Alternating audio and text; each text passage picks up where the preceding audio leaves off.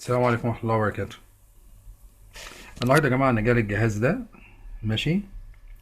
هو صاحبه قال لي اللي هو مش شغال فقط. أنا معرفش طبعا إيه اللي فيه. أنا دلوقتي هحطه في السيريا وأشوف أخباره إيه.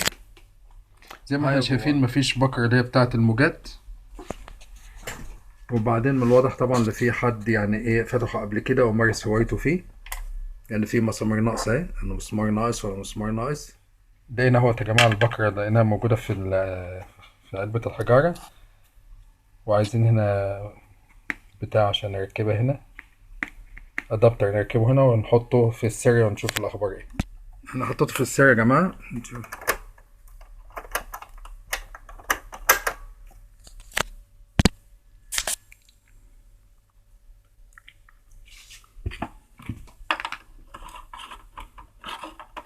مش قادر اركب الاخرى، تقريبا في حاجه مكسوره جوه فمش عارف الف الموجات. في هي يا جماعه اللي هي الاخرى ما هيش مكسوره، هو الخيط محطوط محتاج خيط. نفك دي ونشوف الاخبار ايه. في البدايه يا جماعه هنفصل اللي هي البورده ديت عشان نعمل اللي هي الخيط. انا عملت يا جماعه الخيط، بس المشكله اللي في مشكله عندنا في المكثف المتغير. شايفين ما بيتحركش، ما خدتش بالي منها دي قبل ما اعمل الخيط. طيب هنعمل ايه دلوقتي؟ هنرشه بجاز، هنرش المكثف بجاز بكيروسين يعني.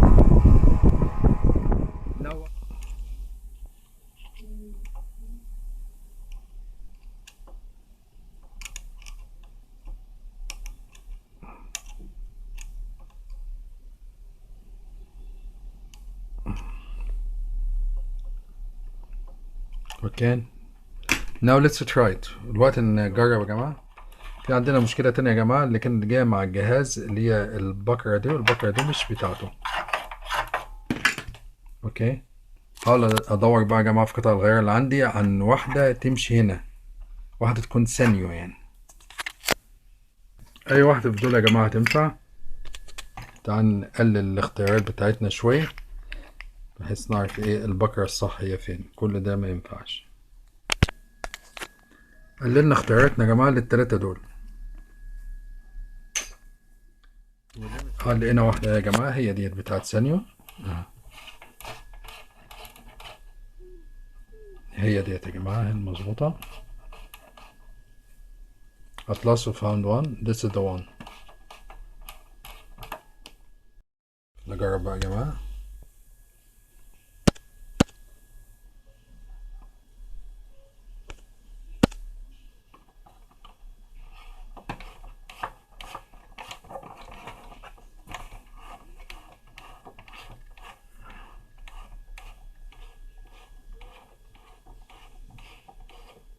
تمام يا جماعه.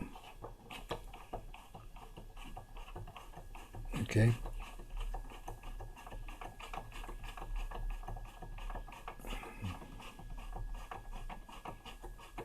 تمام. طبعا انا ركبت الفتله من غير ما تشوفوني عرفتوا انا ركبتها ازاي. بس هو عموما لان انا في عندي فيديو تاني مخصوص بيه طريقه تركيب الفتله. فعموما لو انتوا عايزين تعرفوا طريقه تركيب الفتله فممكن ترجعوا له، وانا في اخر الفيديو هتلاقيني حاطط لكم اللي هي الفيديو ده اللي عايز يشوف طريقه تركيب الفتله يعني. دلوقتي تعال نجرب بقى يا جماعه، نقفله ونجرب.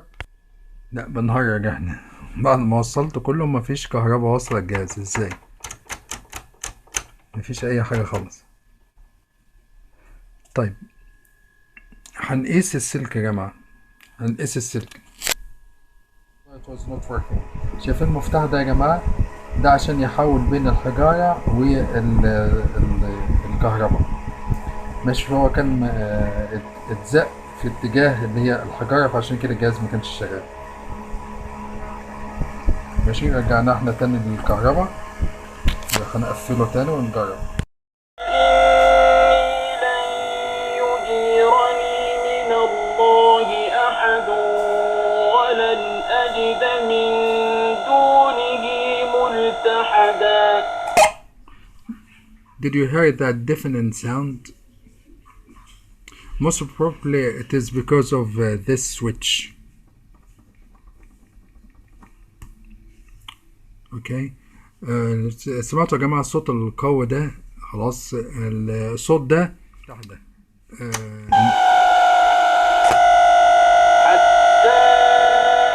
يعلمون فسيعلمون هنفتح تاني ونشوف أضعف ناصرا. الصوت اللي احنا سمعناه صوت الزنة العالي جدا ده ممكن يكون بسبب مسطرة احنا جوه موجودة في على البوردة. المسطرة دي بتستخدم في عند التسجيل، او ممكن يكون بسبب اللي هي الميكروفون مفتوح على طول. فنفتح ونشوف. هنشوف الاول المسطرة.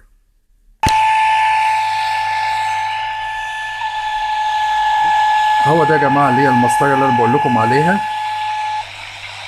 هو فعلا المشكلة الزنة جاية من المسطرة. خلاص هنقفلها ونشوف. 5 أصوات وفق النتائج التي أعلنها مسؤول تنظيم الانتخابات الداخلية. مراد بطل شيشاني مراسل BBC في لندن. إذا سباق الوصول إلى زعامة حزب المحافظين. سلمية الضغط عن قطاع الإعلام والعلاقات في وزارة الداخلية قرأها حسن مدني.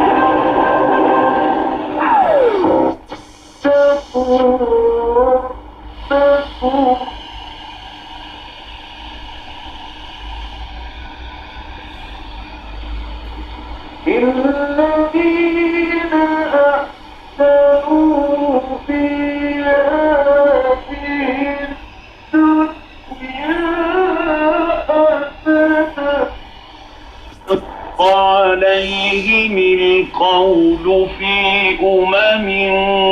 قد خلت من قبلهم من الجن والإنس.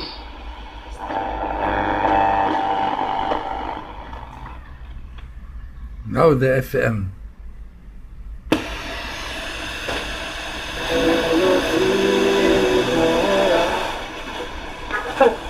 نسأل بعد בעצם מה שאני כתבתי כאילו האם הוא נמחק או האם הוא נשאר, האם הוא כתוב.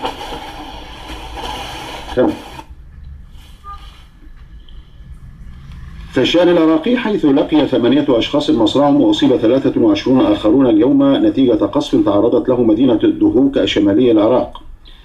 إلى ذلك دعا رئيس مجلس النواب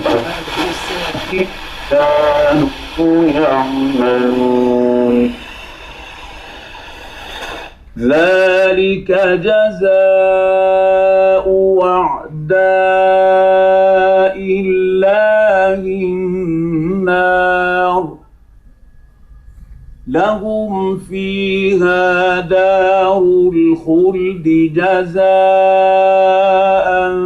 بما كانوا بآياتنا يجحدون.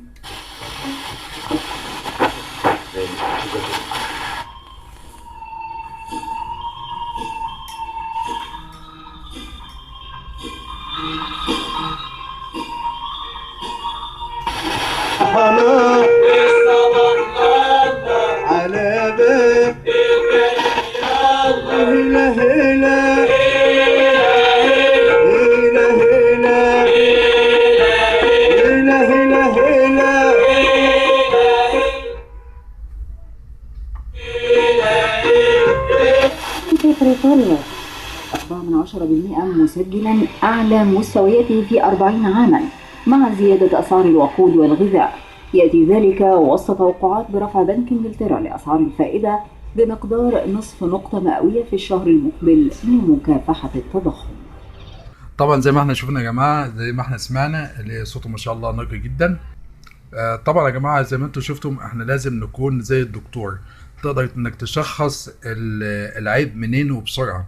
ماشي، ما تقعدش طبعا تلف حوالين نفسك وتدور على العيب وتجرب دي وتجرب دي وتجرب دي. انت بتشوف العيب بتعرف على طول اللي هو تشخيصه يا اما كذا يا اما كذا، خلاص، وبتروح له على طول مباشرة. وده طبعا بيجي من الخبرة. ماشي، كل ما زادت الخبرة بتاعتك كل ما قدرت انك توصل لعيب بسرعة، وكل ما تعاملت مع الموديلات المختلفة بتاعت الأجهزة. لأن طبعا زي ما احنا عارفين اللي فيه حاجة اسمها عيوب تصنيع. العيب التصنيع ده بيبقى في موديل بعينه، خلاص يبقى انت عارف الموديل الفلاني فيه العيب بتاعه كذا، فعلى طول اول ما بتيجي يجي لك الجهاز تبقى عارف على طول العيب بتاعه كذا، فبتروح مباشره. ماشي، نقي جدا. ما تنسوناش يا ريت يا جماعه في المشاركه والاشتراك والاعجاب، واشوفكم في فيديو جديد مع حاجه جديده.